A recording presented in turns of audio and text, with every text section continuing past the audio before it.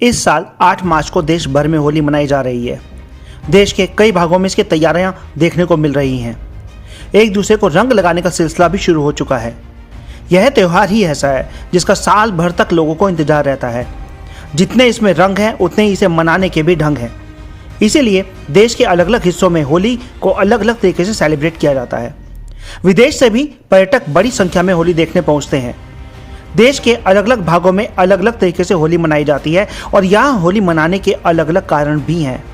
तो आज हम आपको होली मनाने के कुछ प्रमुख कारणों के बारे में बताएंगे और यह इतिहास और परंपरा से कितना जुड़ा है और हमारी सेहत से कितना वास्ता रखता है, ये सब आज आप जानेंगे। देश में होली से जुड़ी कई प्रकार की प्राचीन कहानियां कही जाती हैं। ऐतिहासिक कहानी, मिथकीय कहानी और पौराणिक कहानी।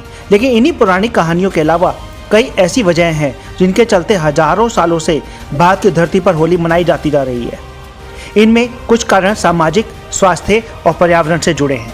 हर साल होली का त्यौहार ऐसे मौसम में आता है जब ना तो कड़ाके की सर्दी होती है और ना ही गर्मी की तपिश। पूरे देश में मौसम का मिजाज कुछ ऐसा ही होता है। इस मौसम में फोक गाने की परंपरा है। फोक हमेशा ऊंचे स्वर में गाया जाता है और सर्दी में आमतौर पर लोगों को आलस्य होता है। ये मौसम लोगों के आलस्य को दूर करता है। प्राचीन काल में इस मौसम में फूलों के रंगों से खेला जाता था। फूलों के रंग लोगों को सुकून पहुंचाते हैं। डॉक्टर्स भी मानते हैं कि फूलों के रंग का शरीर और मन, मानसिक और मस्तिष्क पर सकारात्मक प्रभाव पड़ता है। इससे लाइफ में ऊर्जा आती है। लोग गर्मियों की तपिश भरे मौसम की मार को झेलने के लिए खुद को तैयार करते हैं। होली से एक दिन पहले होलिका दहन की परंपरा है। वैसे तो होलिका दहन का अपना पौराणिक कारण भी बताया जाता है, लेकिन डॉक्टर्स की राय में होलिका दहन के चारों ओर परिक्रमा करने या उसके इर्द गिर्द बैठने से बैक्टीरिया से राहत मिलती है। आग से बैक्टीरिया नष्ट होते हैं। होली खेलने का एक और पौराणिक कारण है। कुछ लोगों का मानना है कि होली में रंग लगाकर नाचने गाने की प्रथा शिव के बारात से जुड़ी हुई है। भगवान शिव के विवाह की रात उनके बारातियों के रंग और होली के रंग में एक समानता सी है। बाराती जिस तरीके से झूमते गाते मस्ती में दिखाई देते हैं, उसी तरीके से होली के दिन भी लोग पूरी तरीके से मस्ती में रहते हैं। वहीं कुछ लोगों का कहना है कि होली की शुरुआत महाभारत काल से ही हो गई थी। भगवान श्री कृष्ण ने इस दिन पूतना नाम की राक्षसी का वध किया था, जिसकी खुशी में गोपियों और ग्वालों ने रासलीला की और उमंग के रंग खेले थे। तभी से इस दिन होली मनाई जाती है। पुराणों के मुताबिक प्राचीन काल में हिरण्यकशिपु नाम का एक बहुत ही शक्तिशाली राक्षस रहता था। उसे अपनी ताकत पर बहुत गुरूर था, बहुत घमंड था। उसने अपने राज में भगवान का नाम लेने पर पाबंदी लगा दी थी। जो भी हरि का नाम लेता था उसे सख्त सजा देता था। उसी हिरण्यकशिपु के घर उसके बेटे प्रहलाद का जन्म हुआ। वह अपने पिता की प्रकृति से बिल्कुल उलट था। हिरण्यकशिपु जितना ईश्वर से चिढ़ता था, प्रहलाद को भगवान से उतना ही प्रेम था। ऐसे में हिरण्यकशिपु ने क्रोध में आकर अपने बेटे को भी नहीं बख्शा। हिरण्यकशिपु के आदेश पर बहन होलिका प्रहलाद को गोद में लेकर आग में बैठ गई। होलिका जल गई, लेकिन भक्त प्रहलाद की जान बच गई। तभी से होलिका जलाई जाती है। अब बड़ा सवाल यह है कि आखिर होली कहाँ की देखनी चाहिए। इस सवाल का जवाब तो हम आप लोगों पर छोड़ देते हैं, लेकिन फैसला लेने में मदद जरूर कर सकते हैं। होली का जिक्र होते ही सबसे पहले दिमाग में मथुरा आता है। यहाँ वृंदावन, बरसाना और गोवर्धन की होली का पौराणिक और ऐतिहासिक महत्व दोनों है। यहाँ की लड्डू मार, लठमार और फूलों की होली की बात ही निराली है। अब मथुरा की होली के बारे में जान लिया, तो अब चलते हैं राजस्थान के खास शहर उदयपुर।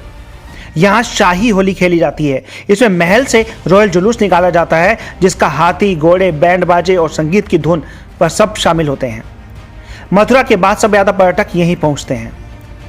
अब राजस्थान की बात हो तो पुष्कर होली मेले का जिक्र ना हो तो बात अधूरी रह जाती है। यहाँ की कपड़ा फाड़ होली सबसे ज्यादा प्रसिद्ध है। खास तौर से वराह घाट और ब्रह्म चौक पर संगीत का भव्य आयोजन होता है, जो पर्यटकों को अपनी तरफ खींचता है।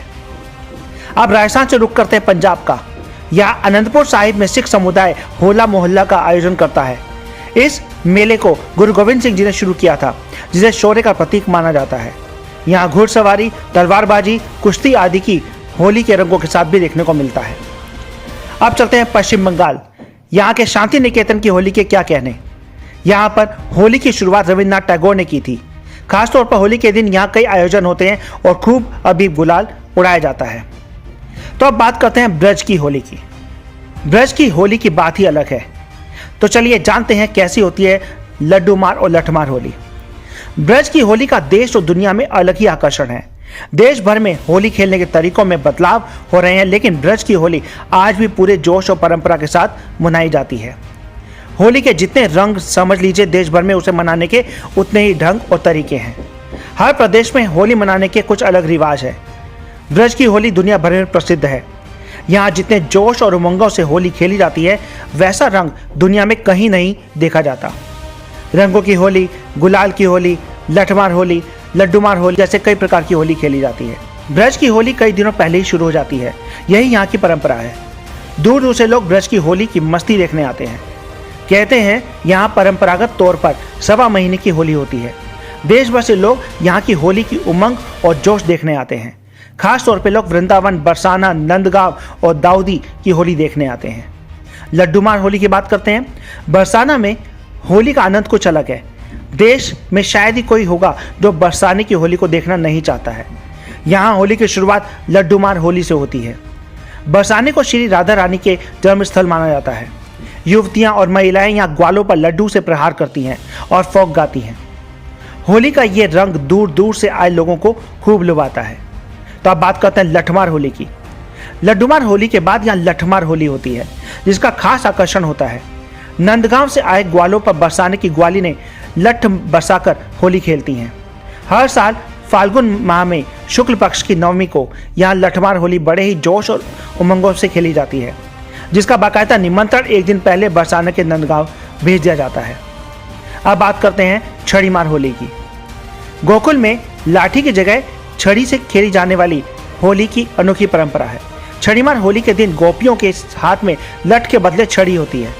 गोपियां होली खेलने आए कन्हाओं पर छड़ी बरसाती हैं। इस दिन एक अनोखे रिवाज का भी पालन किया जाता है। कान्हा की पालकी होती है, उनके पीछे गोपियां सर धज कर हाथों में छड़ी लेकर चलती हैं और यह परंपरा सालों पुरानी है। अब धुलंडी की बात करें। होलिका दहन के एक दिन बाद धुलंडी होती है। इस दिन लोग यहाँ एक दूसरे को रंग और गुलाल लगाते हैं। मंदिरों में होली का आयोजन होता है। मथुरा के द्वारकाधीश मंदिर में भी होली का खास आयोजन होता है। धुलंडी के अगले दिन बलदे और दाऊजी मंदिर में हुरंगा मनाया जाता है और आसपास के हुरियारे होली खेलने आते हैं और फोक गाते हैं। यह कई घंटों तक चलता है। अगर हम रंगों की बात कर ही रहे हैं तो रंगों का त्यौहार होली भारत ही नहीं बल्कि दुनिया भर में कई जगह मनाया जाता है। तो सबसे पहले बात करते हैं फिजी की। फिजी में भी होली धूमधाम से मनाई जाती है। इस मौके पर लोग लोकगीत और नृत्य कार्यक्रम का आयोजन करते हैं। स्थानीय भाषा में लोकगीत को फोक गायन भी कहते हैं। बात करते हैं नेपाल की। नेपाल में हिंदू धर्म को मानने वाले लोगों की संख्या ज़्यादा है। इसके लिए होली का त्यौहार भी धूमधाम से मनाया जाता है। स्थानीय भाषा में होली को फागु पुन्ही कहा जाता है। हालांकि देश के अलग अलग हिस्सों में होली के रीति रिवाजों में मामूली अंतर भी है। तो अब बात करते हैं फिलीपींस की। दुनिया के कई देशों में होली का त्यौहार हर्षोल्लास के साथ मनाया जाता है। इनमें एक देश फिलीपींस भी है। फिलीपींस में भी होली परंपरा पूर्वक मनाई जाती है। तो अब बात करते हैं मॉरिशस की। भारत की तरह मॉरिशस में भी महाशिवरात्रि के दिन से ही होली की शुरुआत हो जाती है। लोग रात में इकट्ठे होकर होली गीत गाते हैं। इस मौके पर एक दूसरे को गुलाल भी लगाते हैं। वहीं फाल्गुन माह की पूर्णिमा को होलिका दहन भी करते हैं। अब बात करते हैं कि मुगलों के दौर में होली को कैसे सेलिब्रेट किया जाता था। मुगलों को भले ही कितना भी कट्टर माना जाता रहा हो, लेकिन सल्तनत के ज़्यादातर बादशाहों महंगों के लिए चाहत कम नहीं थी। उनके दौर में भी होली को खास अंदाज में खेला जाता था। मुगलों में हर महत्वपूर्ण शख्स, रिवाज और पुरस्कारों का नाम रखने की परंपरा रही है। होली के साथ भी ऐसा ही था। उनके दौर में होली को ईद गुलाबी और आब पाशी कहा गया था। मुगल सल्तनत में मनाई जाने वाली होली में मुस्लिम भी हिस्सा लेते थे, जिसका जिक्र इतिहासकारों ने अपने दस्तावेजों में किया है। भारत में मुगल साम्राज्य की नींव डालने वाले बाबर ने जब पहली बार हिंदुस्तान के लोगों को होली खेलते हुए देखा तो चौंक गया। उसे देखा कि कैसे हिंदुस्तानियों के लिए होली रंगों का उत्सव है और यहाँ के लोग होदिया में रंग वाले पानी को भरकर उसमें लोगों को फेंक रहे हैं। बाबर के लिए होली का उत्सव चौंकाने वाला था। 19वीं सदी के इतिहासकार मुंशी जकाउल्ला ने अपनी किताब तारीख हिंदुस्तान में इसका जिक्र करते हुए लिखा है कि बाबर ने देखा कि हिंदुस्तानी लोग रंगों से भरे होदिया में लोगों को उठाकर पटक रहे हैं। बाबर की होली और उसको खेलने का तरीका इतना पसंद आया कि उसने होदिया को शराब से भरवा दिया। मुगलों में होली का आकर्षण कई पीढ़ियों तक जारी रहा। अकबर के नवरात्रों में शामिल अबुल फजल ने आईने अकबरी में होली से जुड़ी कई बातों का जिक्र किया है। अबुल फजल ने लिखा कि अकबर को होली के उत्सव से बेहद लगाव रहा है। उसका लगाव इस बात से समझा जा सकता है कि वो साल भर ऐसी चीजें इकट्ठा कराते थे जिसे रंगों का छिड़काव और पानी को दूर तक फेंका जा सके। होली के दिन अकबर अपने महल से बाहर आते थे और हर आम शख्स के साथ होली खेलते थे। जहांगीर के दौर में होली के मौके पर संगीत की विशेष महफिलों का आयोजन होता था। तुज़्क़े जहांगीरी के मुताबिक जहांगीर आम लोगों के साथ होली खेलना पसंद नहीं करते थे, लेकिन संगीत की विशेष महफिल में हिस्सा लिया करते थे। किले के झरोखे से लोगों को रंग खेलते हुए देखना पसंद करते थे। होली के उत्सव को भव्य बनाने का काम शाहजहां के दौर में हुआ। शाहजहां आम लोगों के साथ होली खेलते थे और उन्होंने इसे शाही उत्सव में तब्दील कर दिया था। उनके दौर में ही होली को ईद गुलाबी या आबे पाशी नाम दिया गया। इतना ही नहीं, इस दिन के लिए मुगलों के अंतिम बादशाह जफर ने विशेष गीत लिखे थे जिसे होरी नाम दिया गया था। उनके गीत उर्दू गीतों की एक श्रेणी बन गई थी। जफर ने लिखा कि क्यों मोह पे रंग की मारी पिचकारी, देखो कुंवर जी दूंगी मैं गारी। एक उर्दू अखबार जामे जहनुमा में 1844 में लिखा जफर के शासन में होली के लिए विशेष इंतजाम किए जाते थे। टेसू के फूलों से रंग बनाए जाते थे और बादशाह अपने परिवार के साथ रंगों के उत्सव में खो जाते थे। तो दोस्तों, अगली वीडियो में फिर मिलते हैं कुछ और इंटरेस्टिंग फैक्ट और न्यूज़ के साथ। अगर आपको वीडियो पसंद आए तो लाइक, शेयर और सब्सक्राइब जरूर करें। Thank you.